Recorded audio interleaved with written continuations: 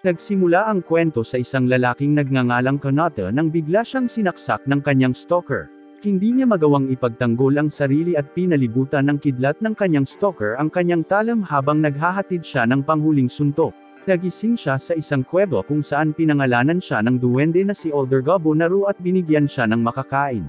Napagtanto niyang muli siyang isinilang bilang isang duwende kaya umiiyak siya dahil hindi siya masaya sa kanyang kasalukuyang anyo. Pagkaraan ng 3 araw, nagmature ang kanyang katawan nang mapagtanto niyang mas mabilis lumaki ang mga duwende kaysa sa tao at binibigyan nila ni Gabo ng pagkain ang mga bata ngunit ipinaliwanag niya na ito na ang huling pagkakataon dahil kailangan nilang matutong manghuli.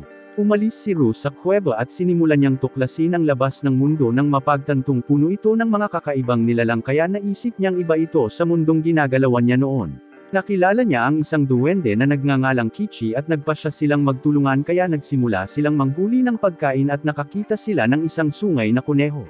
Hinabol ito ni Kichi habang si Ru ay nag-set up ng isang ambush at pinatay ito sa isang hit. Kakainin na sana ito ni Kichi para sa kanyang sarili ngunit binugbog siya ni Ru na nagsasabing magsalo sila. Kinuha ni Ru ang sungay ng kuneho habang iniisip kung gagawa ba ito ng magandang sandata ngunit bigla siyang nakakita ng abiso kaya nataranta siya sa kakaisip kung ano ang nangyari. Kinakain nila ang kuneho at patuloy silang magkasamang nangangaso gamit ang parehong taktika upang mahuli ang kanilang biktima. Muli siyang bumusina at lumabas ang parehong mensahe ngunit hindi niya pa rin maintindihan ang nangyayari. Habang kinakain nila ang kuneho, sinabi ng sistema kay Ru na natutunan niya ang kakayahan sa pagtakas kaya napagtanto niya na mayroon pa rin siyang kakayahan sa pagsipsip mula sa kanyang nakaraang buhay. Ito ay itinuturing na napakabihirang at ito ay nagpapahintulot sa kanya na malaman ang mga kakayahan ng nilalang na kanyang kinakain. Sinabi niya na wala na siyang ibang kakayahan mula sa kanyang nakaraang buhay ngunit sa tingin niya ay engravings na lang ang kailangan niya dahil kaya niyang ubusin ang mga halimaw sa lugar para lumakas. Bumalik sila sa kuweba kung saan nakilala nila ang isang batang babae na nagngangalang Mio na sa tingin nila ay kamangha-mangha dahil nagawa nilang manghuli ng mga may sungay na kuneho. Iniisip ni Ru na nakakaawa sila ngunit ipinahayag niya na nakapatay na sila ng mga duwende noon at nagustuhan niya ito. Inaanyayahan siya nito na sumama sa kanila para sa pamamaril bukas at pumayag siya dito ngunit sa susunod na araw ay umuulan kaya nagpasya silang ipagpaliban ang pamamaril. Pumasok si Ru sa kanilang imbakan kung saan napagtanto niya na ginagamit nila ang mga batang babae ng tao upang magkaanak ngunit hindi niya sila pinansin at kumuha siya ng mineral na ginagamit ito sa paggawa ng sandata. Nilapitan siya ni Gabo sa pag-aakalang mas mabilis siyang mag-level up kaysa sa inaasahan ngunit hindi niya naiintindihan kaya sinabihan siya ni Gabo na tapikin ang kanyang ulo. Sinunod niya ang utos ni Gabo at napagtanto niyang level 86 na si Gabo. Ibinunyag niya na kapag umabot sa level 100 ang mga goblin ay nagiging hobgoblins sila ngunit kakaunti ang may kakayahang makamit ito dahil mas mabilis silang tumatanda kaysa sa mga tao kaya nauuwi sila sa pagkamatay bago sila umabot sa antas na yon. Sa susunod na araw ang party ni Ru ay nagpapatuloy sa isang pamamaril at nagawa nilang talunin ang mga halimaw sa kanilang mahusay na pagtutulungan ng magkakasama. Nagsimula silang kumain ng ahas at nalaman ni Ru ang mga kakayahan nito sa pag-aakalang magiging kapaki-pakinabang sila.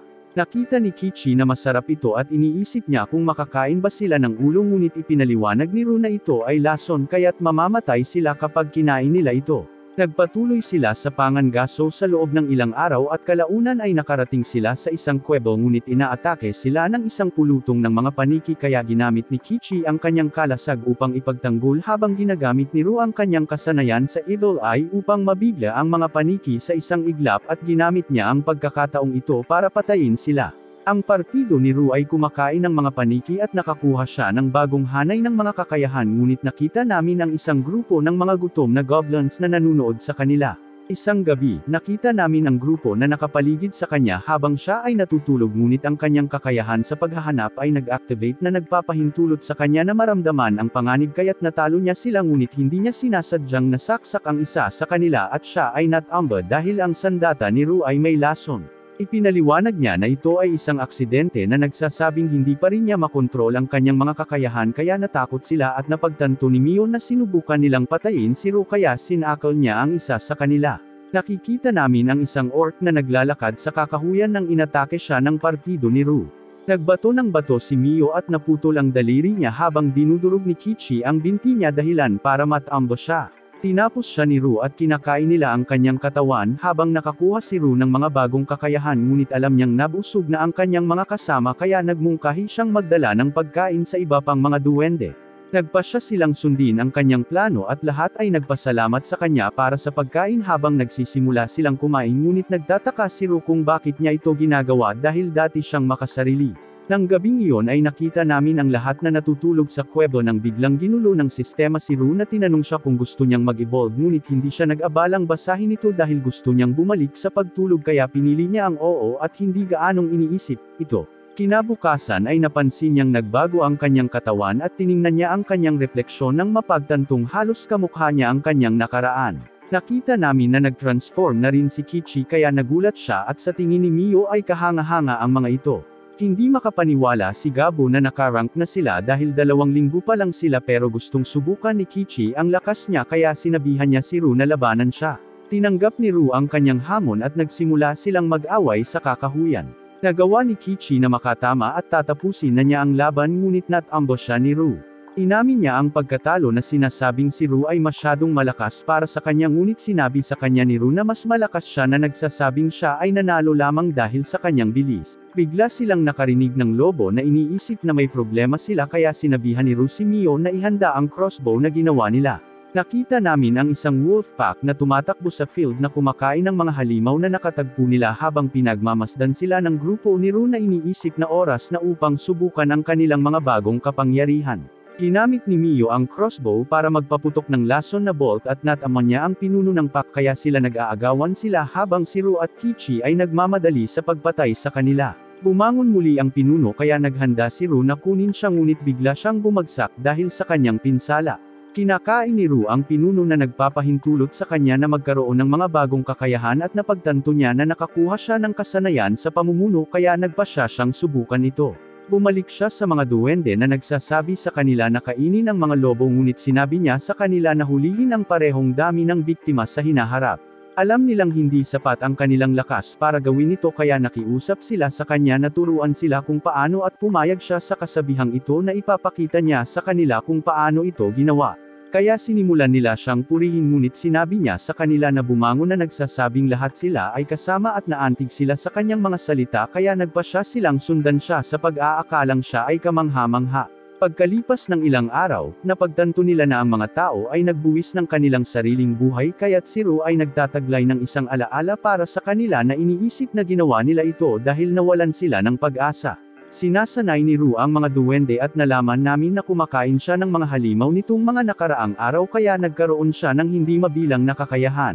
Nakita niya ang isang grupo na papalapit na iniisip na sila ay isang banta kaya naghahanda siyang kunin sila ngunit pinigilan siya ni Gabo na sabihin sa kanya na sila ay mula sa nakaraang henerasyon. Malugod silang tinatanggap ni Gabo at nakita namin na nagdala sila ng mga tao na nagpaplanong gamitin ang mga ito upang lumikha ng susunod na henerasyon. Ngunit tutol dito si Ru kaya nilapitan niya ang pinuno na nagngangalang Ken na nagsasabing gusto niyang alagaan ang mga tao ngunit nabaalisa si Ken at minamaliit niya si Ru na tinawag siyang bagong pang-anak kaya lahat ay naghahanda sa pakikipaglaban. Dumating ang mga batang babae na nagngangalang Sai at Sato na nagsasabi sa kanila na manirahan dahil walang gustong sumali sa isang digmaang sibil. Iminumungkahi ni Sato na makipaglaban sina Ken at Ru upang matukoy kung sino ang magiging pinuno ng nayon ngunit hindi sila pinapayagang gumamit ng mga armas at pumayag sila dito ngunit natalo si Ken sa isang iglap.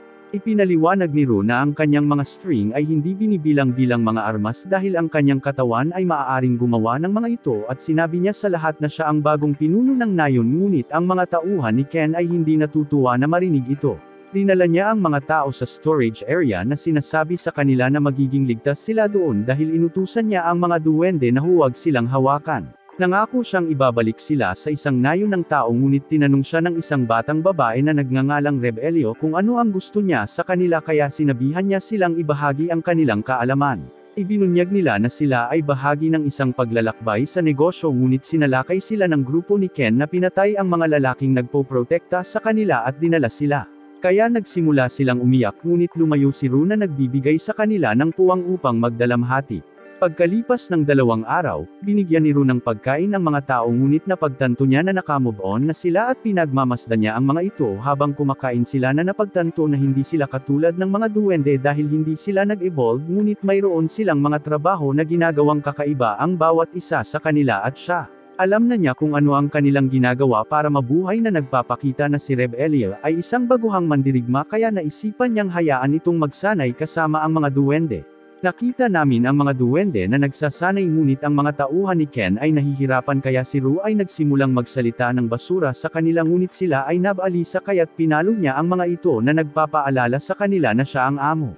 Isang gabi ay matutulog na si Ru ngunit nakaramdam siya ng panganib at nakita namin si Ken kasama ang kanyang mga tauhan habang ipipilit nila ang kanilang sarili sa mga tao ngunit pinigilan sila ni Ru na pinaalalahanan sila na hindi sila pinapayagang hawakan ang mga tao. Tumanggi si Ken na makipagtulungan kaya pinatumba siya ni Ru at sinabi niya sa mga tao na magiging okay ang lahat. Dumating si Neil at Kichi kaya inutusan sila ni Ru na kaladkarin si Ken at ang kanyang mga tauhan palabas at sabihin sa lahat na magtipon dahil gusto niyang makita nila kung ano ang kanyang gagawin. Nakikita namin ang lahat na nanunood habang pinahihirapan ni Ru si Ken na binubugbog siya hanggang sa duguan at sinabi ni Ru sa kanila na ito ang parusa sa paglabag sa mga patakaran. Kinabukasan nakita namin na nakatali pa ang mga tauhan ni Ken pero patay na si Ken dahil duguan na siya. Nakita namin si Ru at ang kanyang mga kaibigan na nakikipaglaban sa isang Trihorn ngunit nagpupumilit silang basagin ang kaliskis nito kaya pinigilan ito ni Ru at naihatid niya ang panghuling suntok. Sinimulan nila itong kainin at nakakuha si Ru ng mga bagong kasanayan kaya nagpasya siyang subukan ang isa sa kanila na napagtanto na makakarating siya ng 3 suntok sa isang strike. Matutulog na sana siya pero sumama sa kanya si Reb Elia at sa tingin niya ay hindi pa rin siya makaget over sa pangyayari kaya hinayaan niya itong matulog sa tabi niya. Ngunit sa kanyang paggising ay napagtanto niya na si Neil ay nakatulog din sa tabi niya at ang kanyang mga braso ay sumasakit dahil ang mga babae ay natutulog sa kanila. Ipinagpatuloy ng mga duwende ang kanilang pagsasanay at nakilala namin ang katulong ni Ru na si Gobi na naging isang hobgoblin at siya ang may pananagutan sa pagtuturo sa mga duwende kung paano gumawa ng mga gawain. Si Mio ang kapitan ng ranged unit at si Kichi ang nag-aalaga sa mga armored fighter habang si Sato ang namamahala sa light armored unit pero si Selang ang mage sa village kaya wala siyang kasama sa unit niya. Nagpasya si Ru na iwanan ang pagsasanay sa kanila at tumungo siya ng mas malalim sa kakahuyan kung saan nakakita siya ng isa pang Trihorn. Sinusubukan niya ang kanyang spell dito, pinatay ito sa isang iglap at naging kumpiyansa siya sa kanyang mga kakayahan kaya gumagala siyang mag-isa. Ngunit nakakita siya ng bakas ng dugo at naalala niya na binalaan siya ni Gabo tungkol sa isang mapanganib na nilalang sa kakahuyan na kilala bilang pulang oso. Ngunit nagpasya siyang sundan pa rin ang Tugaygayan at dinala siya nito sa isang patay na Trihorn. Sa tingin niya, ang nilalang na pumatay dito ay may hindi kapani-pani walang lakas dahil nagawa nitong mapunit ang kaliskis ng Trihorn. Ang lupa ay biglang nagsimulang manginig habang ang pulang oso ay tila nagbabanta na papatayin siya kaya naisipan niyang tumakas ngunit gusto niyang makuha ang mga kakayahan nito kaya nagpasya siyang labanan ito. Gumamit si Ru ng kanyang mahika at sinugod niya ang oso na pinupuntirya ang ulo nito ngunit hinaranggan nito ang spell gamit ang kamay nito at hindi makapaniwala si Ru na napagtanto na mayroon itong matalas na instinct. Sinunggaban niya ang oso at buong lakas niyang hinampas ang ulo nito ngunit napagtanto niyang masyadong matigas ang balat nito kaya napilitan siyang umatras. Tinakpan niya ito ng kanyang mga kwerdas ngunit nagawa nitong kumawala at nakahinga ito ng apoy na sinusunog ang lahat sa lugar. Ngunit bigla siyang nawala kaya nagsimula itong maghanap sa kanya at nakita namin siyang nagtatago sa likod ng isang puno gamit ang isang spell upang pagalingin ang kanyang mga sugat habang napapansin niya na kailangan niyang ilagay ang lahat sa linya upang talunin ang oso. Sumakay siya habang ang oso ay humihinga ng apoy ngunit pinoprotektahan niya ang kanyang sarili gamit ang isang kalasag habang isinasara niya ang distansya habang sinasaksak ang bibig ng oso ngunit inaatake siya nito na nagdulot sa kanya ng pagbagsak sa isang puno at napansin niya na siya ay malubhang nasugatan ngunit alam niya na ang oso ay hindi makahinga ulit ng apoy dahil nakatusok ang espada niya sa bibig nito. Alam niyang nasa bingit na siya ng kamatayan sa pag-aakalang tapos na ang lahat para sa kanya kung siya ay matamaan muli ngunit sinisingil niya ang kanyang buhay upang ipagsapalaran ang isang tiyak na suntok ngunit inatake siya ng oso at pinutol ang kanyang braso. Nagtagumpay si Ro na talunin ang oso ngunit siya ay lubhang nasugatan at kinakain niya ang kamay nito na nagpapahintulot sa kanya na makuha ang hindi kapani-paniwalang lakas nito ngunit siya ay bumagsak dahil sa kanyang mga pinsala at sa sandaling iyon ay nakatanggap siya ng mensahe mula sa sistema na nagsasabi sa kanya na naabot na niya ang pinakamataas na antas kaya tinanong siya nito kung gusto niyang mag-evolve sa isang dambuhala. Pumili siya ng oo kaya nagkamalay siya at kinakain niya ang ulo ng oso na nagpapahintulot sa kanya na matuto pa ng mga kasanayan nito ngunit napapansin niya na ang kanyang kutsilyo ay naging mas maliit na napagtanto na ito ay dahil siya ay naging isang dambuhala. Bumalik si Ro sa nayon ngunit hindi siya nakilala ng mga duwende na nakikita siya bilang isang banta ngunit sinabi niya sa lahat na nakabalik na siya at napagtanto ni Mil kung sino siya kaya sinipa niya ito at tinanong kung nasaan siya ngunit sa huli ay sinasaktan niya ang sarili. Ipinaliwanag niya na nag-aalala siya tungkol sa pagtatanong nito sa kanya kung ano ang nangyari sa kanyang braso kaya sinabi niya sa lahat kung ano ang nangyari at hindi sila makapaniwala dahil naisip nila na ang pulang oso ay ang tuktok na mandaragit sa kakahuyan kaya sa tingin nila siya ay kamangha-manghang at nagsimula silang magtanong-tanong niya pero natutuwa lang siya na nakabalik siyang buhay. Si Mil at Rob Elia ay nagsimulang sumunod sa kanya sa paligid at ang iba pang mga batang babae ay nagulat nang makita siya ngunit kalaunan ay napagtanto kung sino siya. Isa sa mga batang babae na nagngangalang Emery ang nagsuri sa kanyang sandata nang makita kung gaano ito kasaire kaya binanggit niya na gumawa siya ng bagong kutsilyo gamit ang Spirit Stone kaya natuwa si Ru tungkol dito ngunit nagseselos sina Mil at Rob Elia. Kinausap niya ang kambal at namangha siya sa pag-iisip ng mga ito na magiging mabuting asawa sila ngunit sinaktan siya ni Rob Elia dahil dito. Sinuri niya si Spinel ang alchemist sa susunod na napagtanto na gumawa siya ng lason, masama ang pakiramdam niya ngunit ipinaliwanag niya na ito ay para sa pagtatanggol sa sarili bago niya napagtanto na mapagkakatiwalaan nila siya at sinabihan siya ni Ru na huwag mag-alala tungkol dito ngunit bigla siyang nakaramdam ng matinding layunin ng pagpatay. Pagkatapos nito, nakita namin na hindi na makakasali si Ru sa pagsasanay sa iba dahil ang ibang mga duwende ay kritikal na nasugatan sa pamamagitan lamang ng isang light suntok at halos masira ang sandata ni Kichi. Na-demoralize si Kichi pagkatapos nito at lumabas para sanayin ang sarili. Nakita namin sina Sato at Mil na nagkakasundo habang ginugugol ni Gobi ang kanilang oras sa pagmimina ng mga Spirit Stone. Si Ru ay tumambay kasama si Sei at natutuwa siyang kumain siya ng putik para magamit pa rin niya ang kanyang braso. Kinabukasan, biglang lumapit sa kanya si Gobi na may sugatang espirito kaya mabilis niya itong pinagaling. Nagising ang espirito at nagpakilala bilang si Lat-Ana na nagpapasalamat sa kanila sa pagtulong sa kanya. Ipinaliwanag niya na siya ay inatake ng mga tao at iniisip ni Ru na ito ay para sa hiyas sa kanyang ulo na sinasabing nagkakahalaga ng 1 bilyong ginto.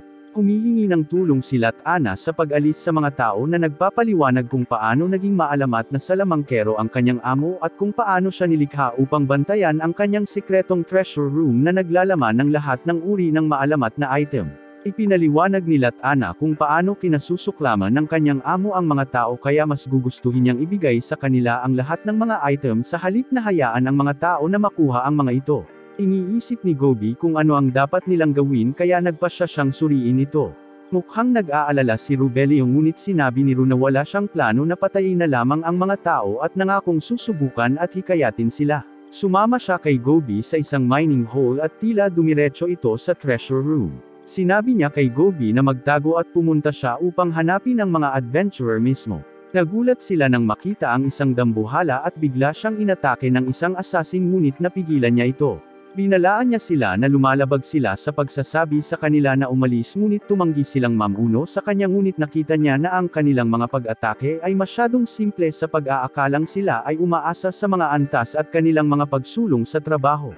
Bigla siyang tinamaan ng kidlat ngunit nagulat ang mga adventurer nang makita nilang wala itong epekto at nagsimulang magalit si Ru kaya kinain niya silang lahat. Natutunan niya ang lahat ng kanilang trabaho at nakahanap pa siya ng magic item bag pati na rin ng concealment ring. Bigla niyang kinakain ang mga ito at nakuha niya ang kakayahan sa kahon ng dimensional na item. Pagkatapos noon, dinala sila ni Lat-Ana sa kanyang Master Velvet na nagpapasalamat sa kanilang tulong ngunit nawala siya sa pag-iiwan ng kanyang hiyas at kinain ito ni Ru na nakakuha ng kakayahan sa gininto ang panuntunan. Salamat sa kanyang bagong kakayahan sa kahon ng item kaya nilang agawin ang lahat ng kayamanan ngunit masama ang pakiramdam ni Ru sa pag-alis sa katawan kaya nagpa siyang i-cremate ito at bigla itong naghulog ng guwantes. Sinubukan niya ito ngunit bigla itong dumb-ikit sa kanya habang kinikilala niya ito bilang isang maalamat na bagay at mas marami siyang kakayahan. Ang iba naman ay namangha nang makita ito at parang natural ang pakiramdam ng sariling kamay. Pagkatapos nito, sinusuri niya ang lahat ng mga item na kanilang natipon at lahat ay katawa-tawa na malakas. Ibinahagi niya ito sa iba pang mga hobgoblins ngunit pinapanatili niya ang dalawa pang maalamat na item at nalaman namin na bihira ang mga ito. Nagagawa nila't Ana na patuloy na mag-level up at patuloy na ginalugad ni Ru ang kagubatan. Kumakain siya ng gintong gagamba gayon din ng kristal na USA na nakakakuha ng kanilang mga kakayahan. Nakahanap siya ng isang napakalaking puno at nakatagpo ng isang dryad ngunit nalaman namin na tinutukso nila ang mga lalaki at ginagamit ang mga ito bilang nutrisyon.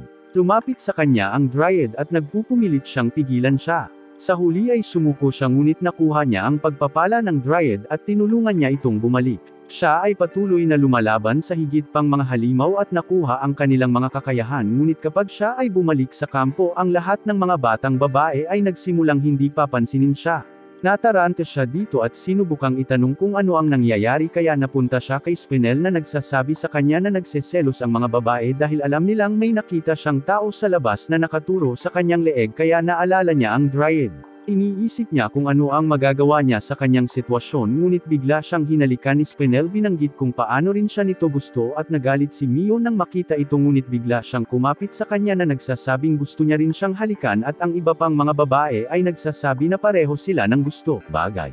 Kinabukasan ay ibinunyag ni Ru na bumuti ang kanyang kakayahan sa paghahanap at naramdaman niyang may paparating na grupo kaya lumabas siya upang salubungin ang mga ito nang mapagtantong dumating ang mga duwende upang bisitahin siya. Mababa ang tingin ng kanilang pinuno sa mga duwende na tinatawag silang mga ganid at nag-aalok siya na bigyan sila ng gantimpala kapag natalo nila ang mga taong nagbabanta sa kakahuyan.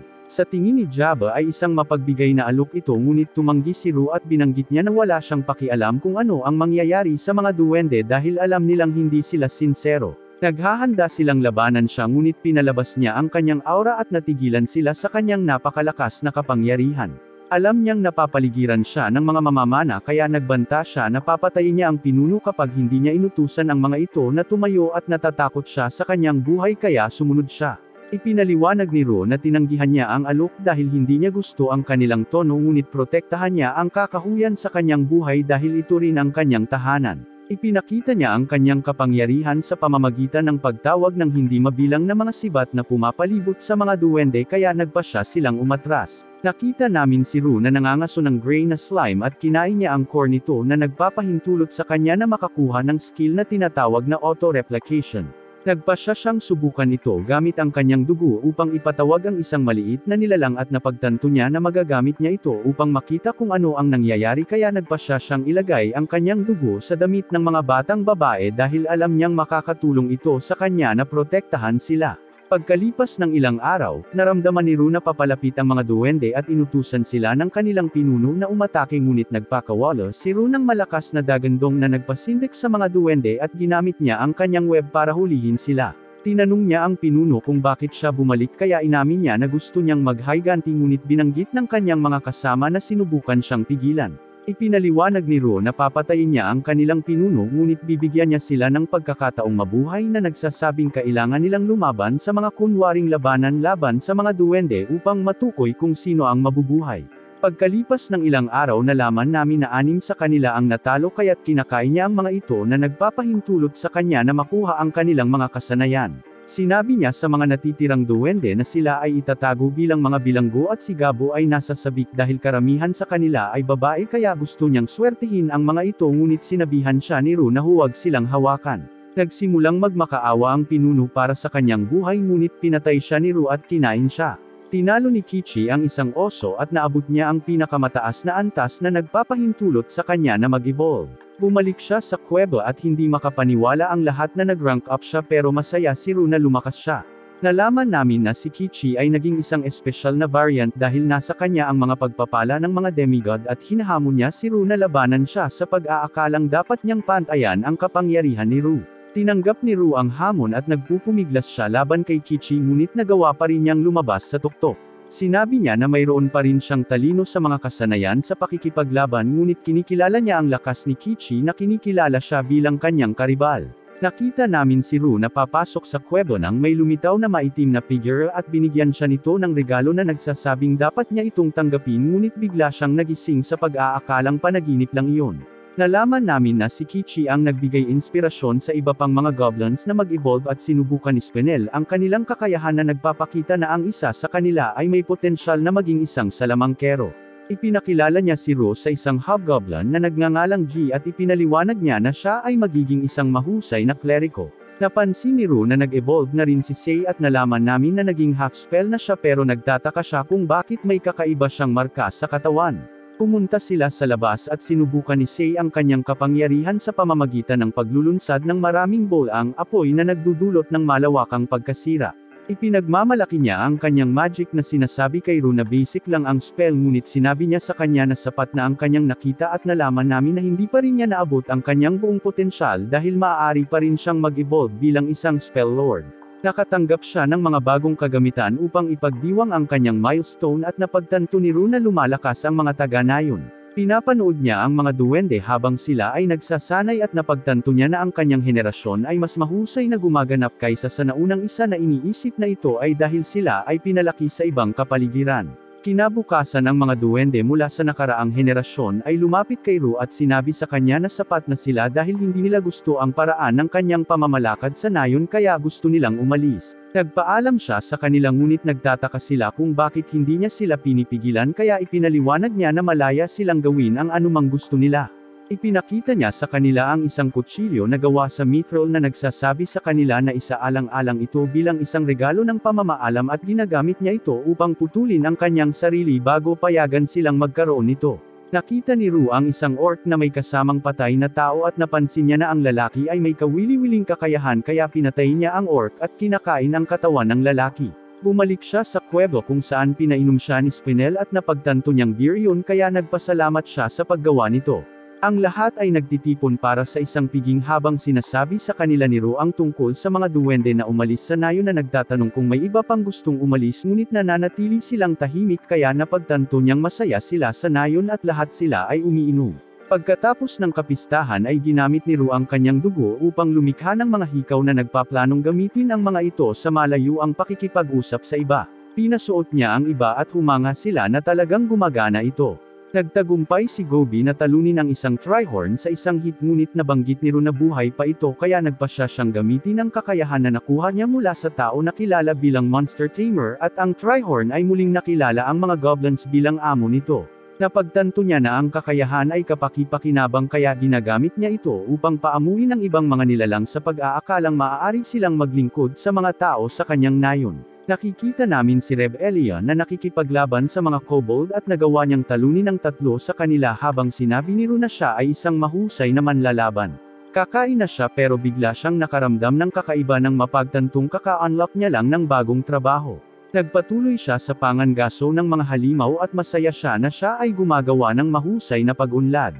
Nalaman namin na ang kanyang bagong trabaho ay ang Noir Soldier at nagbibigay daan ito sa kanya na mag-level up ng mas mabilis ngunit kailangan niyang patuloy na kumonsumo ng mga halimaw upang mabuhay. Sinabi sa kanya ni Chi na dumating na ang mga tao sa kakahuyan kaya napagtanto niya na oras na para sa digmaan. Pagkaraan ng ilang sandali, naramdaman ni Ru ang isang grupo ng mga kobold na tumatakbo sa kuwebo at napagtanto na sila ay hinahabol ng isang kawon ng mga kalansay. Kaya't inutusan niya ang kanyang mga tauhan na labanan ang mga kalansay ngunit napagtanto nila na gumagana ang kanilang mga sandata at naramdaman niya ang isang malakas na presensya sa likod nila na napagtanto na ito ay naglalabas ng mga kalansay. Nagpupumiglas si Seido laban sa kanila ngunit tinamaan niya ang isa sa mga ito ng kanyang scabbard at bigla itong gumuho. Kaya't napagtanto ni Ru na sila ay mahina laban sa mga pag-atake ng dugo at inutusan niya ang lahat na basagin ang mga kalansay upang magsimula silang makipaglaban sa kanilang mga kamao. Inutusan niya silang tumayo at sinabing kailangan lang niya ng 10 segundo para harapin ang mga kalansay at pinasabog niya ang mga ito na nagpapahintulot sa kanya na maabot ang kanilang pinuno at binasag niya ito gamit ang kanyang kamao. Napagtanto niya na nagawa niyang talunin ang lahat sa loob ng 7 segundo at kinakain niya ang pinuno na nagpapahintulot sa kanya na makuha ang mga kakayahan nito. Kinikilala ng mga kobold si Ru bilang kanilang Panginoon na nagsasabing utang nila ang kanilang buhay sa kanya at nalaman namin na hindi sinasadyang nakahukay sila sa isang treasury kaya nagising ang tagapag-alaga nito at nagsimula itong manghuli sa kanila. Ipinaalala niya sa kanila na ang mga duwende ay nakapatay ng mga kobold ngunit wala silang pakialam at inamin nila na sila ay mas mahina kaysa sa mga duwende na nagsasabing malaya siyang gawin ang anumang gusto niya sa kanila. Kaya't nagpasya siyang tulungan silang makabangon at napagtanto niya na ang kanyang nayon ay nagiging isang kawili-wiling grupo ng mga tao. Lumabas si Ru sa pangangaso kasama si Kichi ngunit bigla nilang napansin ang isang kainahinalang grupo ng mga tao. Nagpasya si Ru na sundan sila at naghintay sila sa tabi ng isang daanan. Ginagamit niya ang kanyang kakayahang mag-eavesdrop at nalaman niyang sinusubukan nilang agawin ang anak ng punong duwende ngunit naglik din ng impormasyon ang isa sa mga duwende. Naghihintay sila hanggang sa gabi at dumaan ang anak na babae ng pinuno. Ang mga tao ay umatake, pinatay ang iba pang mga duwende, at malapit na nilang hulihin ang babae ngunit ipinakita ni Ru ang kanyang sarili at madali niyang hinarap ang mga lalaki. Tinanong niya ang isa sa kanila at nalaman na plano ng mga tao na salakayin sila sa loob ng 20 araw. Maya-maya ay nagising ang dalaga ngunit laking gulat niya nang makita niya si Ru at iniisip niya kung sinusubukan ba nitong samantalahin siya. He eventually calms her down at nagtataka siya kung bakit hindi niya nailigtas ang mga bantay niya. Tinawag niya itong masama ngunit itinulak siya ni Ru, binanggit kung paano sila hindi kasali sa mga isyu sa pagitan ng mga tao at duwende at na mayroong isang taksil sa mga duwende. Naiiyak siya sa narinig kaya sinabihan siya ni Ru na magpahinga muna habang si Gabo ay interesado sa kanya. Kinabukasan ay naghanda si Ru na samahan siya pabalik at nagtanong siya tungkol sa kanyang mga pakpak kaya sinabi niya sa kanya na ito ay dahil siya ay isang mataas na duwende. Narating nila ang Elf Village at nakita ni Ru ang ilang mga archer na nagtatarget sa kanya lahat gamit ang mga mithril arrow ngunit sinabihan sila ng batang babae na tumayo, na tinatawag silang kanyang mga tagapagligtas. Nakipagkita sila sa pinuno at binanggit ni Ru na hindi niya nailigtas ang kanyang anak na babae dahil sa kabaitan kaya naghahanda ang pinuno ng gantimpala. Sa palagay ni Ru, ito ay isang magandang indikasyon kung gaano niya pinahahalagahan ang kanyang anak at binigyan siya ng pinuno ng isang sinaunang antas ng item. Natutuwa si Ru tungkol dito kaya nag-aalok siya ng impormasyon tungkol sa mga galaw ng mga tao at nakipagkasundo sila at binigyan sila ng pinuno ng mas bihirang mga item. Biglang nagtanong ang hepe tungkol sa kanyang elite unit, iniisip kong nakita na sila ni Ru ngunit nagkunwari siyang walang alam. Sa kanilang pag-alis, binigyan pa sila ng hepe ng alak at mga gamot na naging dahilan upang mangako si Ru na tutulungan sila kung sakaling magkaproblema sila. Kinaumagahan, gisingin ni Ru si Mio ngunit nalaman niyang naging isang damper na variant. Dahil sa basbas niya mula sa Diyos ng Yelo, kaya na niyang kontrolin ang napakaraming yelo at ang kanyang mga mata ay mayroon ding nakakabighaning epekto na maaaring mag-atake ng mga kaaway sa isa't isa. Nag-evolve din si Dobby bilang isang half-Earth Lord at may kakayahan siyang manipulahin ang terrain pati na rin ang pag-detect ng mga ores at pagtaas ng lakas habang si Sado ay naging half-Blood Lord na kayang manipulahin ang dugo at gamitin ito bilang sandata. Sa papalapit na digmaan, nagpasya si Ru na gamitin ang lahat ng kanyang makakaya. Ibinigay niya ang kanyang kagamitan sa komunikasyon sa mga kobold ngunit tumanggi ang mga duwende dahil bawal sa kanila na palamutihan ang kanilang mga tenga kaya't siya ay nagpapalipas ng gabi sa pagkumbinsi sa kanila. Pagkatapos nito, sinimulan niya silang lahat na magsimula ng pagsasanay at gumamit siya ng bagong kasanayan upang ipatawag ang isang balangkas ngunit nagulat siya nang ito ay itim at may kasamang armor dahil mas bihira sila kaysa sa karaniwan. Nagsasanay ang mga duwende laban dito at nalaman ni Ru na maaari siyang magpatawag ng iba pang uri ng undead ngunit nasusunog sila kapag nalantad sa sikat ng araw.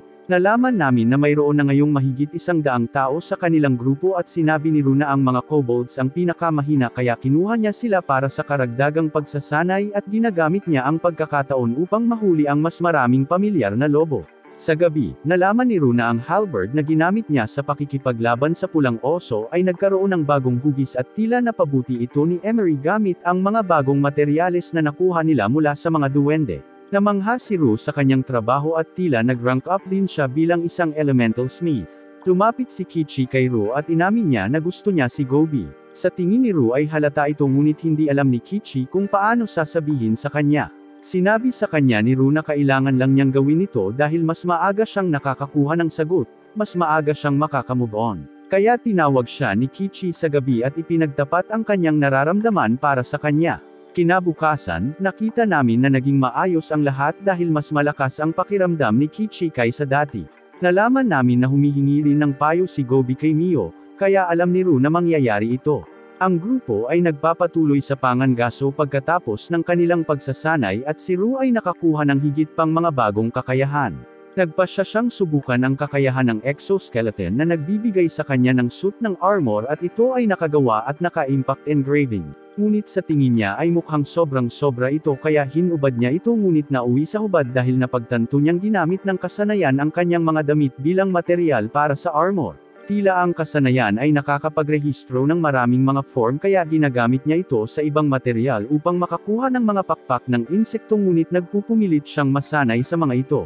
Nakikita namin ang lahat na patuloy na bumubuti at si Emery ay nakabuo ng isang bagong rapid-fire crossbow habang si Spinel ay gumawa ng bagong item mula sa mga itim na skeleton. Sila ay binisita ng isang grupo ng mga duwende na ipinadala ng pinuno at binanggit nila na ang mga tao ay nagsimula na sa kanilang pag-atake. Nangako sila ng malaking gantimpala at sumang-ayon si Ru sa kondisyon na magagawa nilang malayang makapag-operate na ibibigay ang Alpha Communication Device na ibibigay sa kanilang chief. Nagsimulang matuwa si Ru at nagpasya siyang tipunin ang lahat na nag-aanunsyo na sila ay magiging isang mersenaryong grupo. Tinanong ni Sei kung ano ang kanilang magiging pangalan kaya nagpasya si Ru sa Parabellum na isiniwalat na ang ibig sabihin nito ay maghanda para sa digmaan at ang lahat ay nagsimulang matuwa. Nakita namin si Ru na pinamumunuan ang kanyang grupo sa madaling araw na nagpapakita sa kanila ng isang kampo ng tao ngunit napagtanto nila na napapalibutan ito ng isang mahiwagang hadlang. Alam ni Sei na hindi nila ito malalampasan kaya iminungkahi niya na sirain ito at inutusan ni Ru ang lahat na mapunta sa posisyon habang ginagamit niya ang kanyang gauntlet para magpaputok ng malakas na putok na bumasag sa hadlang sa isang hit. Kaya nagsimulang magpanik ang mga tao at hinampers ni Gobi ang lupa na nakapalibot sa kanila gamit ang earth wall habang ginagamit ni Sei ang kanyang mahika upang sunugin ang kampo. Nagpatawag si Ru ng hindi mabilang na mga kalansay at naghanda siyang puksain ang mga tao ngunit nagsimula silang lumaban at nakita namin ang isang kabalyero na nagngangalang Therese na ipinahayag bilang kanilang commander. Nakita niyang napagtanto ni Ru na pinapatawag niya ang mga kalansay kaya inutusan niya ang kanyang mga sundalo na ibaba siya. Ang isa sa kanyang mga salamangkero ay naglulunsad ng isang barrage ng projectiles na lumilikha ng isang pagbubukas para sa kanya upang singilin at siya ay nagsumite ng isa pang spell na nagpapahintulot sa kanya na gumalaw ng may katawa-tawang bilis. Humanga si Ru nang mapagtantong isa siyang mahusay na mandirigma ngunit habang papalapit siya sa distansya ay bigla siyang nataman at natatangay ng hangin. Kinikilala niya ang kanyang talento na nagsasabing gusto niya itong sumali sa kanyang grupo ngunit tumanggi itong sabihin sa kanya na hinding-hindi siya kukunin ng buhay. Inutusan niya ang kanyang mga kaibigan na hulihin ang mga mahuhusay na tao na nagsasabing maaari nilang patayin ang mga walang silbi kaya ginamit ni Mio ang kanyang masamang mata na nagpapahintulot sa kanya na kontrolin ang mga sundalo at nagsimula silang magpatayan. Pinamanipula ni Sato ang kanilang dugo habang gumagawa siya ng hindi mabilang na mga espada gamit ang mga ito upang patayin ang mga tao. Natalo na ang mga tauhan ni Therese ngunit lumalaban pa rin siya sa pagsaksak kay Ru sa lahat ng mayroon siya ngunit hindi pa rin niya mabutas ang balat nito. Ang isa pang salamangkero ay gumagamit ng lahat ng kanyang kapangyarihan para ipatawag ang isang dragon na nagsasabi sa kanya na tumakas habang kinikilala ni Sei ang spell na iniisip na si Ru ay mamamatay kapag siya ay nataman. Handa si Therese na isakripisyo ang sarili sa pagnanais na isama si Ru ngunit itinulak niya ito na nagsasabing ayaw niyang mamatay siya kaya gumawa siya ng mahiwagang kalasag na neutralisahin ang dragon. Humanga si Sei nang malaman niyang pinagsama ni Ru ang mga elemento para ipagtanggol ang sarili at hindi makapaniwala si Therese kung gaano siya kalakas. Pagkatapos ng labanan ay nagdiwang si Ru kasama ang pinuno na nagpapasalamat sa kanya sa pakikitungo sa mga tao. Sinuri niya ang mga taong nahuli niya at nalaman namin na ibinigay niya sa kanila ang gamot na natanggap niya mula sa mga duwende ngunit hinala siya ni Therese sa pag-aakalang gagamitin niya ito para sa pagpaparami. Binigyan sila ni Ru ng mga tainga at nalaman namin na pinipigilan sila nitong magsinungaling kaya nakakakuha siya ng impormasyon mula sa kanila. Napagpasyahan niyang ibahagi ito sa hepe dahil nangako siyang bibigyan ng alak si Ru kapalit ng impormasyon. Ginagamit ni Ru ang aparatong pangkomunikasyon na nagsasabi sa pinuno na ang mga tao ay nagpaplanong salakayin siya mula sa iba't ibang direksyon dahil kinailangan nilang ikalat ang kanilang mga sundalo upang lumipat sa kagubatan. Naghanda si Ru na tambangan ang mga tao at nakita niya ang daan-daang sundalo na nagmamarcha sa kakahuyan kaya nagbigay siya ng senyales at hinaranggan ng kanyang mga tauhan ang daan. Kaya ang mga sundalo ay nataranta habang ang mga malalaking bato ay nagsimulang mahulog mula sa bangin na pumatay sa daan-daang mga ito sa isang iglap.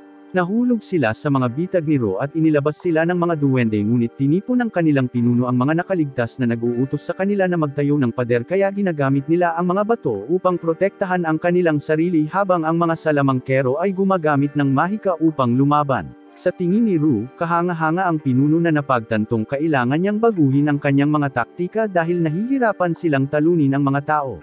Inutusan niya si Kichi na hulihin ang pinuno kaya sinisingil niya ang kanyang mga tauhan habang sinusubukang pigilan sila ng mga salamangkero ngunit nakalapit sila at sinimulan nilang katayin ang mga tao. Nakipagsagupaan si Kichi sa pinuno na nagsisikap na lumaban ngunit sa huli ay nahuli siya at nalipol ang kanyang hukbo.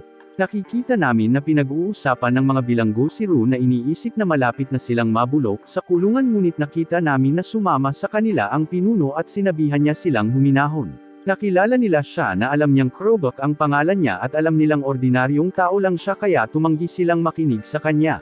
Nagsimulang tanungin ni Ru si Krobak na nagtatanong sa kanya kung bakit sinusubukan ng mga tao na salakayin ang kagubatan. Kaya't ibinunyag niya na ang prinsesa ng kanilang kaharian ay nagdurusa sa isang sakit na walang lunas at sinusubukan nilang hanapin ang lihim na gamot ng mga duwende sa pag-aakalang ito ay makapagpapagaling sa prinsesa. Ngunit iniisip ni Ru na ang mga tao ay sakam dahil alam nilang gusto lang nila siyang pagalingin dahil engaged na siya sa isang emperador. Pinuntahan namin si Gobi nang matuklasan niya ang isang mainit na bukal kaya nagpaligo si Ru para sa lahat at naglalaan sila ng oras upang makapagpahinga. Kinabukasan ay nagpasya si Ru na sanayin ang mga bilanggo na gustong pagbutihin ang kanilang kakayahan sa pakikipaglaban kaya pinasali niya sila sa mga kunwaring laban. Nakita namin sina Sei at Mio na nag-uutos sa mga bilanggo na lumaban habang sinabi ni Ru na sila ay may kakayahang commander. Si Krobak ay lumalaban sa isang kalansay ngunit sa tingin niya ay masyadong mahina ito at hinahamon niya si Ru na makipaglaban. Kaya't gumamit siya ng kakayahan para i-buff si Krobak na nagsasabing kakailanganin niya ito para mabuhay at tuluyan siyang nawasak ni Ru, na binasag siya sa lupa. Pinagaling siya ni Ru ngunit gusto rin siyang labanan ni Kishi kaya nagsimula silang mag-bombing sa isa't isa at humanga ang lahat sa kanilang fighting spirit. Pagkatapos noon ay isiniwalat ni Krobak na siya ay lumaki na napapaligiran ng mga demi-tao at sa tingin niya ay kamangha-mangha si Ru dahil nagawa niyang tipunin ang lahat sa nayon. Gusto siyang pagsilbihan ni Krobak kaya tinanggal niya ang kanyang kwelyo na nag-uutos sa kanya na sanayin si Reb Elia dahil gusto niyang lumakas ito. Nakilala ni Ru ang hepe na isiniwalat na 3 sa kanyang mga bilanggo ang nasugatan at nagpa siya ang hepe na tanggapin sila. Tinanong siya ni Ru tungkol sa lihim na gamot dahil alam nitong mapapagaling nito ang lahat ng sakit at ibinunyag ng hepe na ibinigay niya ito kay Ru kanina na sinasabi sa kanya na huwag hayaan ang mga tao na magkaroon nito. Nagpasya siyang subukan ito at nakakuha siya ng kakayahan na tinatawag na dugo ng gamot kaya nagpasya siyang gamitin ang kanyang dugo sa isa sa mga bilanggo at agad siyang nakabawi habang napapansin ni Ru na ang kasanayan ay nalampasan. Kinabukasan, nakita namin ang isang tao na commander na nag-e-enjoy sa isang tasa ng tsaa nang biglang tumama sa kanya ang sibat ni Ru na bomb-utas sa kanyang katawan. Ang sibat ay nag-activate ng paghampas sa mga sundalo sa lugar at lumitaw ang mga kaibigan ni Ru na pinupunasan ang natitirang mga tao. Kinabukasan, binisita ni Ru ang hepe na nagpapaliwanag na gusto niyang wakasan ang digmaan kaya nagpasya siyang ipadala ang kanyang piling unit upang suportahan si Ru sa pag-aakalang malapit na ang huling labanan. Pagbalik nila sa nayon ay sinabi ni Therese kay Ru na gusto niyang pagsilbihan siya ngunit hiniling niya sa kanya na ibigay ang sikretong gamot sa mga tao dahil gusto niyang iligtas ang prinsesa. Kaya iniisip niya ang tungkol dito sa pag-aakalang makukuha niya ang kaharian sa kanyang utang ngunit isinasaalang-alang niya ang sistema ng relihiyon na alam na mayroong 5 dakilang Diyos sa mundo na nagbibigay sa mga tao ng pambihirang kapangyarihan. Nalaman namin na nasa kanya ang mga pagpapala ng Diyos ng pagkamatay at pinagmulan kaya sa tingin niya ay magkakaroon ng hidwaan sa relihiyon kung ibibigay niya ang gamot ngunit isinasaalang-alang niya kung ano ang maaaring mangyari at sinabi niya kay Therese na pag-iisipan niya ito. Lumapit ang grupo ni Ru sa base ng kalaban ngunit alam niyang mas marami sila kaya sa tingin niya ay hindi nila dapat labanan ang mga tao. Nalaman namin na nauna niyang na-scout ang lugar at narinig niya ang pinag-uusapan ng mga tao tungkol sa Rugalorden. Tinanong niya si Krobak at Therese tungkol dito kaya sinabi nila sa kanya na ang Rugalorden ay binubuo ng 8 magiting na mandirigma na pawang biniyayaan ng mga Diyos at may kakayahan silang palakasin ang kanilang mga kapanalig ngunit inaasahan ni Ru na labanan sila dahil gusto niyang kainin sila. Ipinatawag niya ang kanyang mga kalansay ngunit tinanong siya ni Mio kung bakit niya ito ginagawa na nagpapaalala sa kanya na halos madaling araw na ngunit ipinaliwanag niya na may plano siyang sabihin sa kanyang mga kaibigan na isecure ang perimeter dahil siya mismo ang aatake sa base. Ang kanyang mga kalansay ay pumasok at ang mga tao ay nagpupumilit na harapin ang mga ito ngunit ang araw ay sumisikat at sila ay nagsimulang maglaho ngunit nalaman namin na si Ru ay tinakton sila ng putik na nagpoprotekta sa kanila mula sa sikat ng araw. Sumama si Ru sa laban na nag-utos sa mga kalansay na tulungan ang kanyang mga kaibigan at inipon niya ang tubig at dugo sa lugar na nagpakawala ng malakas na alon na pinapatay ang lahat ng mga sundalo sa isang iglap ngunit isang batang lalaki na nagngangalang Philip ang lumapit kay Ru. Alam niya na isa si Philip sa mga Rugalorden at hindi siya ang Bondbug pero ibinunyag niya na hindi niya gusto ang pangalan dahil para siyang insekto. Ipinakita niya kay Ru ang kanyang mga mata at napagtanto ni Ru na nakatanggap siya ng basbas mula sa Diyos ng mga demonyong insekto sa pag-aakalang nakakabaliw ang kanyang aura. Inihayag niya na ginamit niya ang kanyang mga kakayahan upang lumikha ng mga bug at pinakawalan niya ang mga ito habang nagsisimulang gumalaw ang mga sundalo. Sinabi ni Ru na hindi sila mga zombie dahil hindi sila naaapektuhan ng araw kaya naniniwala siyang kinokontrol sila ng mga parasito. Ipinaliwanag ni Philip na iba ang mga miyembro ng Rugalorden sa mga bayani dahil hindi sila gaanong makapangyarihan ngunit may kakayahan silang palakasin ang kanilang mga kapanalig. Ginagamit niya ang kanyang kakayahan na nagpapalit ng mga sundalo sa mga insekto at sinimulan nilang salakayin si Ru ngunit hinihiwa niya ang mga ito. Kaya't nakilala ni Philip ang kanyang mga kakayahan at nagpa siya na kontrolin ang mga insekto na nagpapahintulot sa kanila na maglunsad ng magkakaugnay na pag-atake. Nakipagpunyagi si Ru sa kanila at sinabi ni Philip na tinatamaan siya ngunit hindi siya mapatay ng mga insekto dahil sa kanyang pagbabagong buhay. Kaya't nagpasya siyang ipatawag ang kanyang paboritong alagang hayop habang lumilitaw ang isang napakalaking alupihan at kinagat nito si Ru habang isiniwalat ni Philip na ang kanyang alaga ay nauuri bilang isang natural na sakuna. Ipinaliwanag niya na maaaring maparalisa ng kamandag nito ang mga target nito at nawalan ng malay si Ru kaya ibinaba siya ng alupihan habang inutusan nito ni Philip na tapusin ang misyon nito. Kaya umalis ang alupihan ngunit napagtanto niyang nawawala si Ru at naglunsad siya ng isang sorpresang pag-atake na halos hindi naiwasan ni Philip. Nagtataka siya kung paano nakaligtas si Ru ngunit tumanggi siyang ibunyag ang kanyang sekreto at sa tingin ni Philip ay gumamit siya ng pekeng bangkay. Ibubunyag na niya ang kanyang unang lihim na sandata at nagsimula siyang magmayabang tungkol sa kung gaano siya kalakas ngunit bigla siyang inatake ni Ru. Nabasag ang kanyang vial. Sa palagay niya ay nagiging bastos si Ru at biglang lumitaw ang mga galame sa kanyang katawan habang naghahanda siyang gamitin ang kanyang pangalawang sikretong sandata. Kinain niya ang mga bangkay na nagpapahintulot sa kanya na lumikha ng isang suit ng baluti at nagsimula siyang umatake ngunit sinasagot siya ni Ru at tinaboy siya. Nagsisimula siyang lumipad habang binabanggit niya na si Ru ay puno ng mga sorpresa na nagtataka kung paano siya magiging napakalakas ng walang isang epikong paggising. Kaya nagtataka si Ru kung ano ang ibig niyang sabihin ngunit ayaw niyang sabihin ang kahit ano. Ibinunyag ni Ru na mayroon din siyang damit na insekto at ipinatawag niya ang kanyang exoskeleton na nagsasabing pantay-pantay na ang mga ito. Nagsimula siyang lumipad habang sinusubukan siyang pigilan ni Philip ngunit nagawa niyang isara ang distansya at napunta siya sa isang mapang wasak na suntok na nagpapadala kay Philip sa pag-crash sa lupa. Nakita namin na natalo na ng kanyang mga kaibigan ang mga kalaban ngunit nakaramdam ng masamang pakiramdam si Mio at siya ay lumipad. Sinabi ni Philip na sapat na siya at iniwan niya ang kanyang baluti habang nagsimula siyang tumakas. Hinabol siya ni Ru ngunit nakaharang ang baluti kaya hinampers niya ito ngunit napagtanto na nakalayo na si Philip. Natutuwa si Mio na makitang okay siya at ibinunyag niya na nagpadala siya ng isang replicant na may mga kakayahan sa pagnanakaw upang hanapin ang pinuno ng tao. Nakita niya ang prinsipe ng kaharian na nagsasabi sa kanya na gusto niyang wakasan ang digmaan kaya ibinigay niya ang lihim na gamot sa prinsipe na sinasabi sa kanya na gamitin ito upang iligtas ang prinsesa. Tinanong siya ng mga sundalo kung ano ang susunod nilang gagawin at sinabihan niya silang magpadala ng mensahero dahil nakuha na nila ang sikretong gamot. Bumalik kami kay Ru at nalaman namin na ayaw niyang patayin ang prinsipe dahil ang kaharian ang gagantay kapag nangyari iyon. Sinira ni Gobi ang isang bangin na lumilikha ng pader sa palibot ng kagubatan at sinimulan nilang alagaan ang kanilang mga sugatang sundalo. Nakita namin ang dalawang tao na sinusubukang bumalik sa kanilang base ngunit nakita nila si Ru kaya natarante sila ngunit hindi niya sinabi sa kanila na tapos na ang digmaan. Si Ru ay may libing para sa kanyang mga nasawing kasamahan habang napapansin niyang natalo sila ng 30 dahil sa digmaan. Nalaman namin na ang mga bangkay ay kailangang sunugin dahil maaari silang maging mga zombie o multo at ang kanyang mga kaibigan ay nagsimulang umiyak habang iniisip ni Ru na gawin ang lahat para mabuhay sila. Nakita namin na ang isang bilang ng mga goblins ay nagbago pagkatapos ng labanan. Si Chi ay naging isang half-saint lord salamat sa pagpapagaling ng lahat ng nasugatan at nakakuha pa siya ng kakayahan sa kalasag na sapat na malakas upang makayanan ang ilang suntok ni Ru.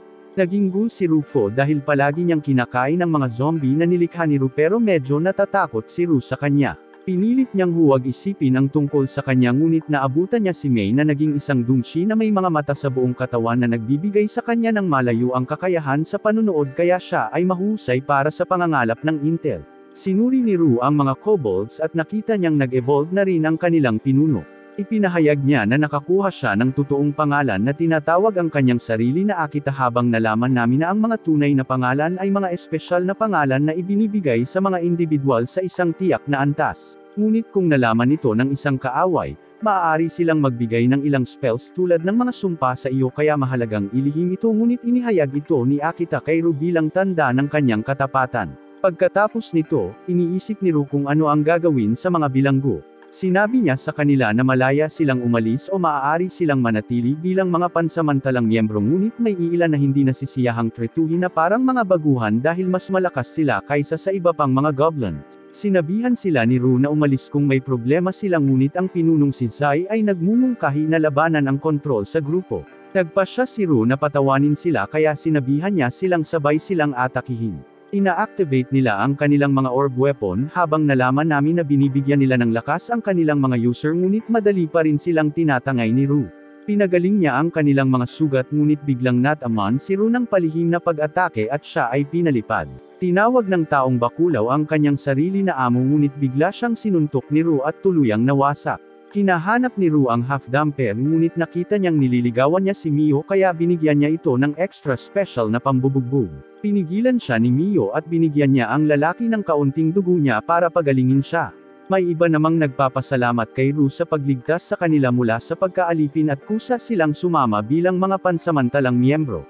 Lumapit ulit sa kanila ang half-damper pero 9love na siya kay Ru matapos matikman ang dugo nito. Gayunpaman, hindi ito gusto ni Ru kaya binigyan niya siya ng panibagong pambubugbog ngunit nauwi sila sa 50 bagong pansamantalang miyembro. Ipinakilala ni Ru si Emery sa ilang dwarf ngunit mukhang masungit sila kaya hindi sila nagustuhan ni Emery ngunit hiniling ni Ru na magkasundo siya dahil ang mga duwende daw ang pinakamagaling na craftsman at binibigyan nila siya ng bagong warhammer. Naglalakad si Ru sa kakahuyan at iniisip niya kung gaano karaming mga bagay ang nagbago ngunit biglang lumitaw ang Dryad na nagtatanong kung gusto niyang magsaya. Sinubukan niyang tanggihan siya ngunit may paraan ito sa kanya at nang makabalik siya sa mga babae ay galit na nakikita ang lahat ng mga marka ng halik sa kanyang mukha. Pagkatapos nito, nagsimulang magtanim si Ru habang nalaman namin na pumunta siya sa Dryad upang makakuha ng mga mahiwagang buto mula sa kanya na mas mabilis na tumubo at mas masustansya.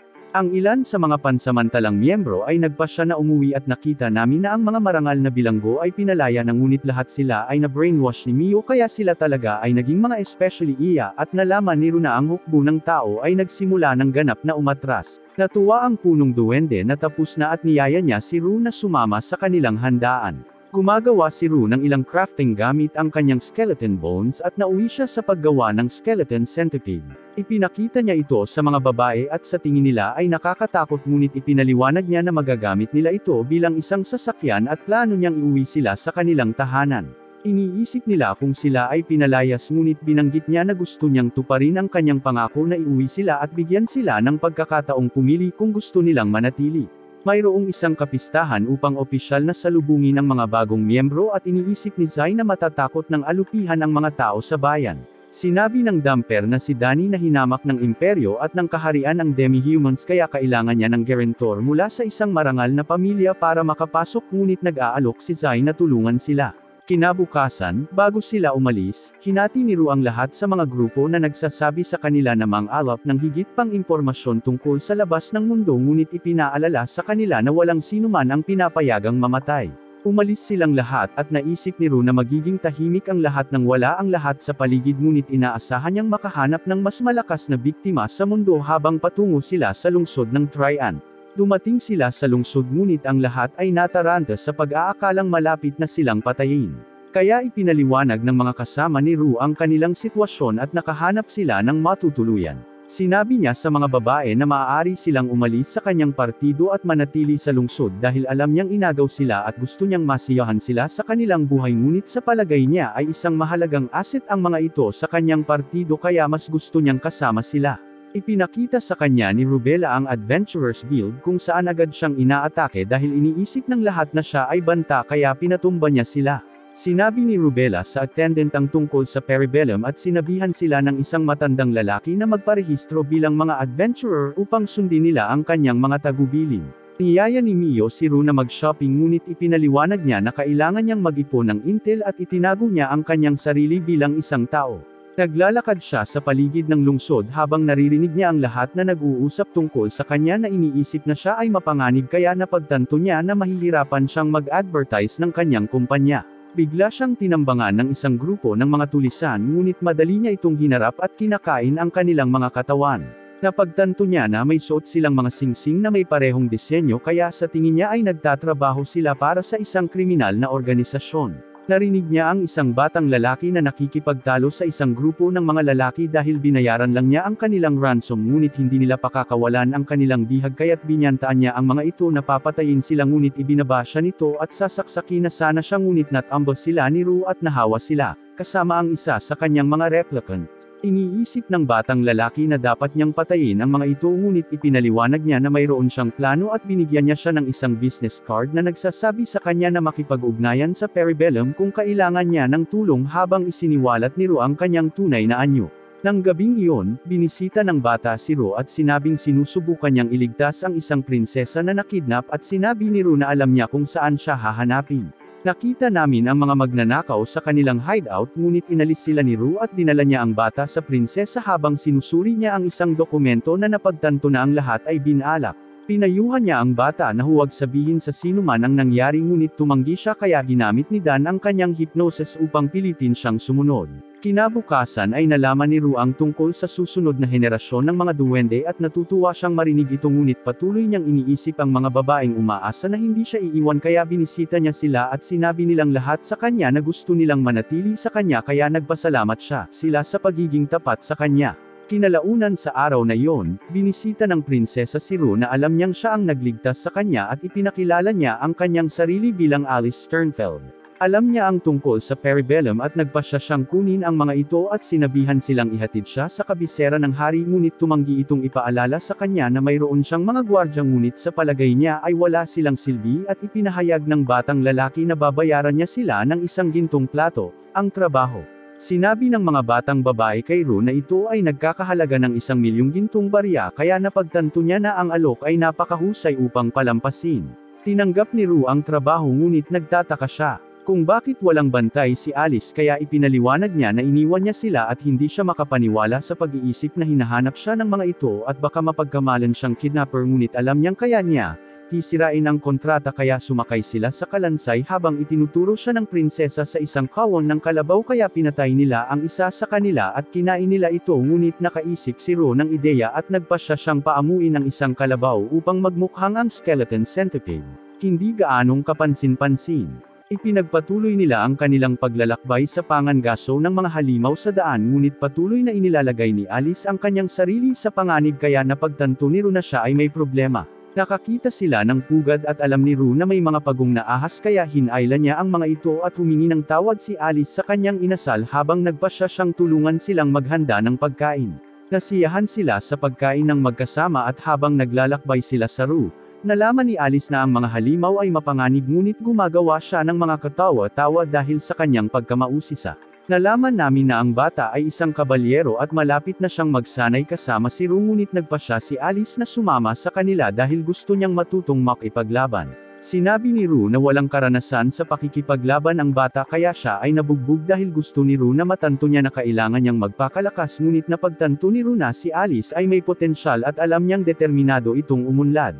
Pinag-uusapan nila ang rutang dapat nilang tahakin at nalaman namin na ang pinakamaikling ruta ay lubhang mapanganib dahil kailangan nilang malampasan ang pinakamalakas na nilalang sa mga bundok na kilala bilang Falaise Eagles at idinagdag ng bata na ang kanilang pinuno na Jade Eagle ay isang puwersa upang maisip dahil may basbas ito ng Diyos kaya iniisip ng lahat na iwasan ito ngunit walang pakialam si Ro at nagpasya siyang manghuli. Nakatagpo nila ang Falaise Eagles ngunit nahuli silang lahat ni Ro at kinain sila ng grupo para sa almusal ngunit biglang lumitaw ang Jade Eagle kaya sinimulan itong labanan ni Ro ngunit pagkatapos ng isang oras ay nag-alala ang lahat sa pag-aakalang siya ay matatalo kaya nagpasya silang tumingin sa labas at napagtanto nila. Nawalan siya ng braso kaya iniisip nila na may problema siya ngunit kinakain niya ang kanyang braso na nagpapahintulot sa kanya na muling makabuo habang ipinahayag niya na hindi siya seryosong nakikipaglaban. Pinakawalan niya ang kanyang buong kapangyarihan at pinigilan niya ang agila habang nalapag niya ang pangwakas na suntok na nagpabagsak dito sa lupa.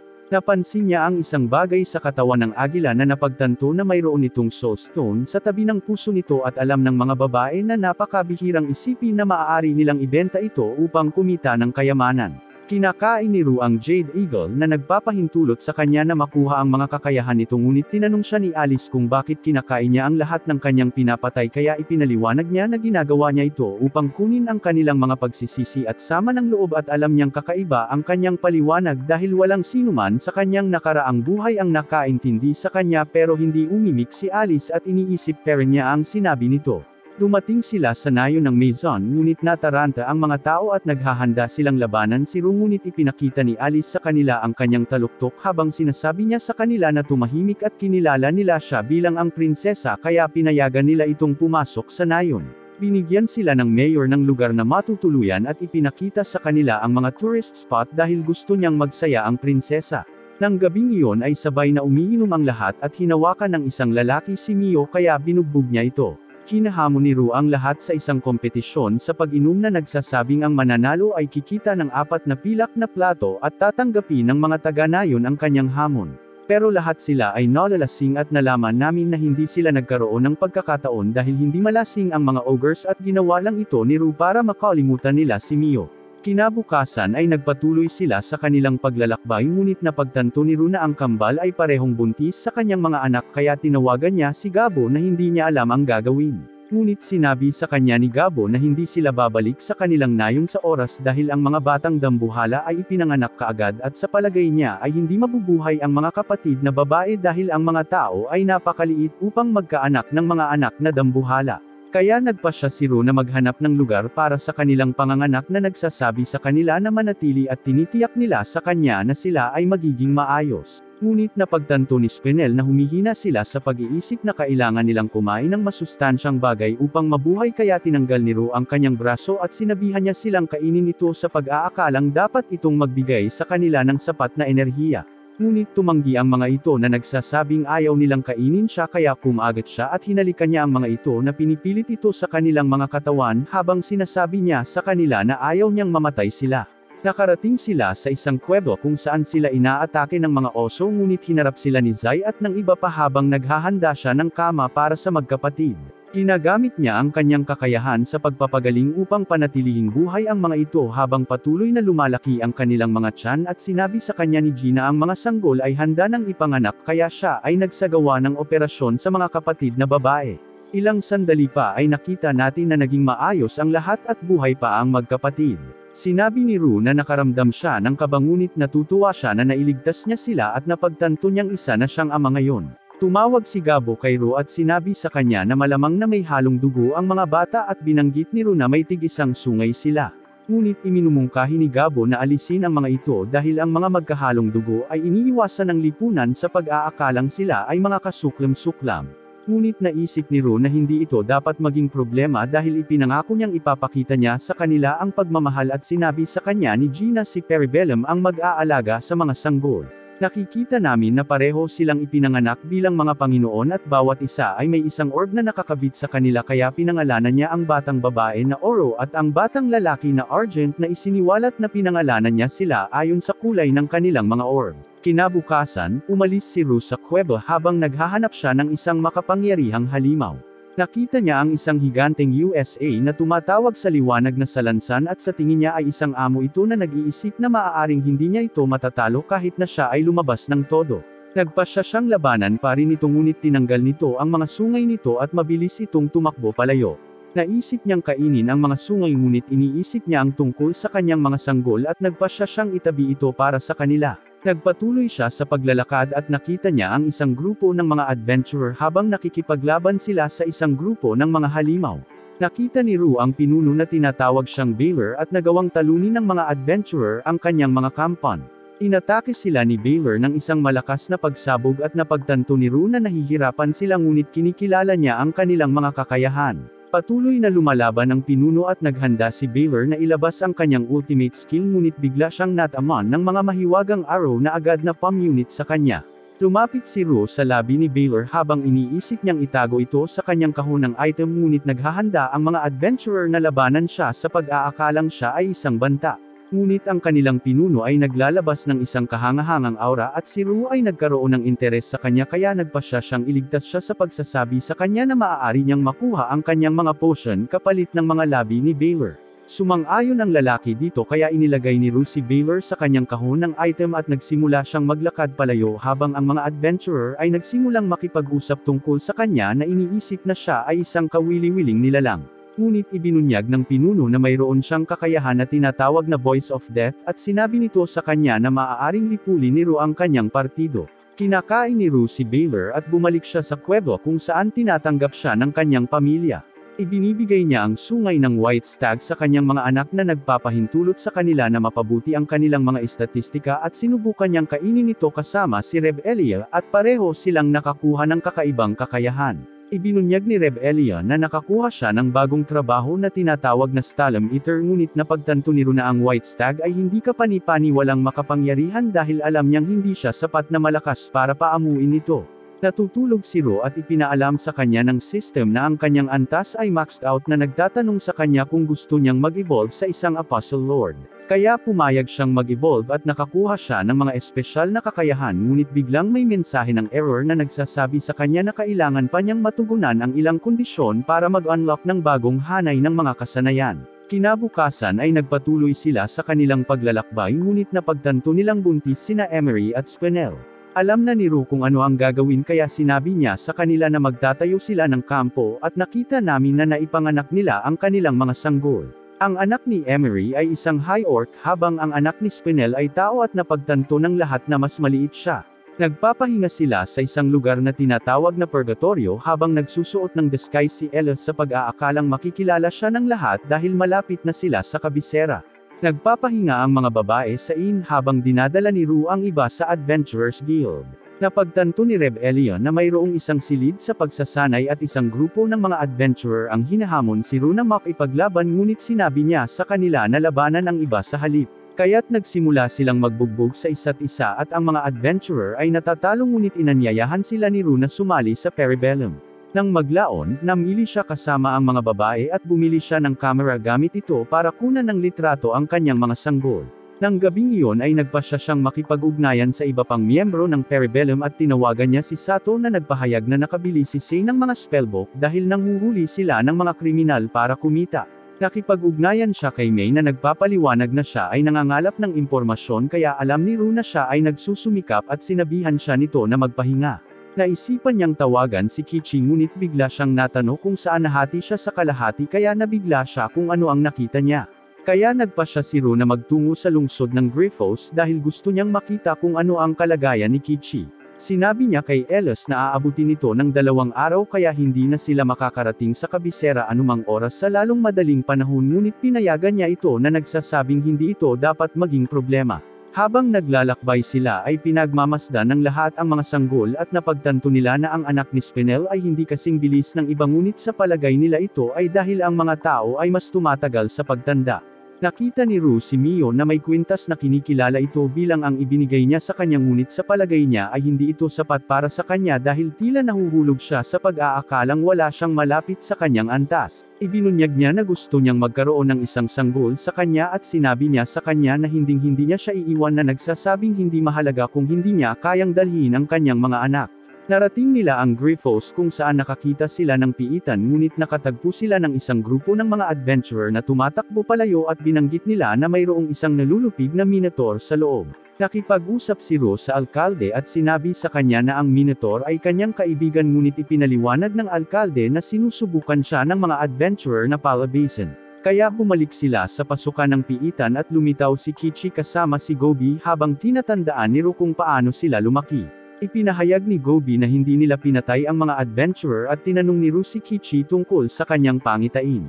Kaya ipinaliwanag niya na naabot niya ang pinakamalalim na bahagi ng piitan kung saan nakatagpo niya ang isang boss monster na kinopya si Ru. Wala siyang kalaban-laban dito at sinabi sa kanya ng system na namatay siya ngunit nakansela ang kanyang kamatayan salamat sa isa sa mga kakayahan ni Ru at natanggap niya ang pagpapala ng Diyos ng Kidlat na nagpapahintulot sa kanya na maabot ang isang bagong antas ng kapangyarihan. Hiniwa niya ang halimaw sa kalahati at napagtanto ni Ru na ito ang nakita niyang pangitain habang isiniwalat ni Kichi na isa na siyang Minotaur at si Gobi ay isang Panginoon sa lupa. Gusto niyang subukan ang kanyang kakayahan kaya hinahamon niya si Ru na lumaban. Kaya tumungo sila sa arena habang nagtataka si Alice kung bakit sila nag-aaway kaya ipinaliwanag ni Mio na magkaribal sila. Ipinaliwanag ni Kichi na gusto niyang manalo dahil gusto niyang ituring na kapantay ni Ru na alam niyang hindi pa siya nanalo laban sa kanya. Nagsimula silang makipaglaban habang nagsasalpukan ang kanilang mga sandata ngunit napaatras si Ru at napagtanto na mas malakas si Kichi kaysa sa kanya. Sumakay siya at pinigilan ni Ru ang kanyang pag-atake ngunit biglang nagkaroon ng pagsabog kaya tumalon si Ru nang mapansin niyang hindi niya kayang labanan ang apoy ni Kichi. Napagtanto niya na mas lumakas si Kichi dahil gusto niya itong talunin kaya nainitan siya nang muli silang magkasalubong at ginagamit niya ang kanyang mahika para umatake mula sa likuran. Ngunit nagawa ni Kichi na ipagtanggol ang kanyang sarili at nagpatawag siya ng Toro habang si Ru ay nagpupumilit na iwasan ito kaya ginamit niya ang kanyang bagong kakayahan na nagbibigay daan sa kanya upang mapalakas ang kanyang mga estatistika. Itinapon niya si Kichi at nagsimula siyang umatake ng may katawa-tawang bilis habang nagpupumilit si Kichi na ipagtanggol ang sarili. Ngunit nagpakawala siya ng putok ng apoy kaya natarante si Ru at sinunggaban siya ni Kichi. Kaya sinubukan niyang gamitin ang kanyang magic para pigilan siya ngunit hinarang ito ni Kichi gamit ang kanyang kalasag at inatake niya si Ru sa lahat ng mayroon siya na nagdulot ng malakas na shockwave na nagbabanta sa lahat ng nasa arena.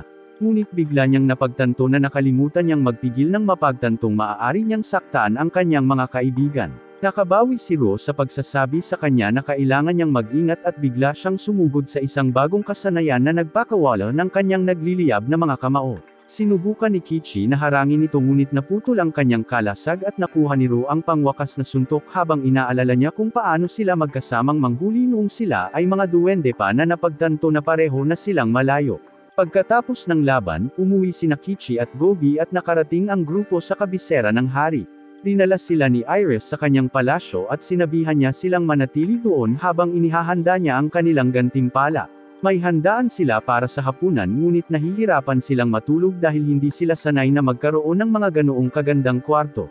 Kinabukasan, binigay ni Iris kay Ru ang kanyang bayad at isang card na nagbibigay sa kanya ng libreng access sa kabisera. Iniisip ni Ru kung dapat ba talaga itong ibigay sa kanya ngunit plano niyang hilingin muli ang mga serbisyo nito kaya gusto niyang malaya itong makabalik. Iniwan niya ang ilan sa kanyang mga replicants sa lungsod at nagsimulang bumalik ang grupo. Maayos ang takbo ng biyahe ngunit nakita naming nanlumo si Mio sa pag-iisip kung gaano kalakas ang nakuha ni Kichi kaya nag-aalala siyang mahuhulog. Pinaalalahanan siya ni Ru na hindi niya siya pababayaan at nangako siyang tutulungan siyang magsanay. Nagpahinga sila mula sa kanilang paglalakbay at tinawag ni Ru ang isang grupo ng mga higanti upang tulungan siyang magsanay. Nagpasya siyang ibigay ang lahat ng mayroon siya at natalo niya ang higit sa 50 sa kanilang ngunit nalaman niyang hindi iyon sapat. Sinabi sa kanya ni Ru na maganda ang kanyang ginawa ngunit bigla siyang nahimatay. Ibinalik niya ito sa iba at sabay silang kumain ng hapunan. Sa gabi, nakita namin na natupad na ni Mio ang mga kinakailangan para mag-evolve at nakita naming naging vampire lord na siya pero natutuwa lang si Ru na masaya na ulit siya. Bumalik sila sa kagubatan ngunit pagbalik nila sa kuweba, nakita nila na ito ay ganap na naiiba. Ang iba ay tinatanggap sila pabalik at binanggit nila na gumawa sila ng ilang mga pagsasaayos. Ipinakita sa kanila ni Gobi ang bagong sakahan at tila pati ang Dryad ay lumipat na, tumulong sa pagtatanim ng mga buto. May rantso din para sa lahat ng hayop ngunit bigla siyang tumakbo na nagsasabing si Gabo ay namamatay kaya binisita siya ni Ru at tila wala na siyang mahabang oras. Ipinakilala ni Ru ang kanyang mga anak sa kanya at masaya si Gabo na makita sila sa wakas. Binanggit ni Ru kung paano siya ngayon ay isang apostol na Panginoon at hindi makapaniwala si Gabo na siya ang sanggol na dati niyang hawak at natutuwa siyang naging bahagi siya ng isang bagay na napaka-espesyal ngunit sinisira niya ang sandali nang siya ay pumanaw. Mayroon silang libing para sa kanya at nalaman namin na nasa 20 taong gulang siya. Hindi alam ni Ru kung gaano katagal sila nabuhay pero sa tingin niya ay baliwala lang ito basta't ito ay ginagastos niya sa lahat ng taong pinapahalagahan niya. Bilang parangal kay Gabo, nagpa siya si Ru na magkaroon ng tournament para makita kung paano umunlad ang lahat sa Parabellum. Nakikita namin ang lahat na nakikipaglaban at sinusubukan ang kanilang mga bagong kasanayan at nakuha ni Kichi ang kanyang rematch kay Ru. Nagpasalamat siya kay Ru sa pagtulong sa kanya na lumakas ngunit sumusumpa siyang hihigitan niya ito. Nag-aagawan sila sa isa't isa na nagdulot ng matinding sagupaan at nag-away sila hanggang sa matapos ang araw ngunit nagawa ni Ru na lumabas sa tuktok. Inihambing ng lahat ang kanilang mga resulta at ang kambal ay naghahain ng hapunan habang iniisip ni Ru kung gaano kalakas ang lahat. Sa gabi, nakatanggap siya ng tawag mula kay Iris na humihiling ng kanyang mga serbisyo muli. Sinubukan niyang tanggihan siya ngunit nag-alok ito sa kanya na hindi niya matatanggihan kaya tinipon niya ang lahat kinabukasan at naghanda silang umalis para sa kanilang susunod na pakikipagsapalaran sa kabisera.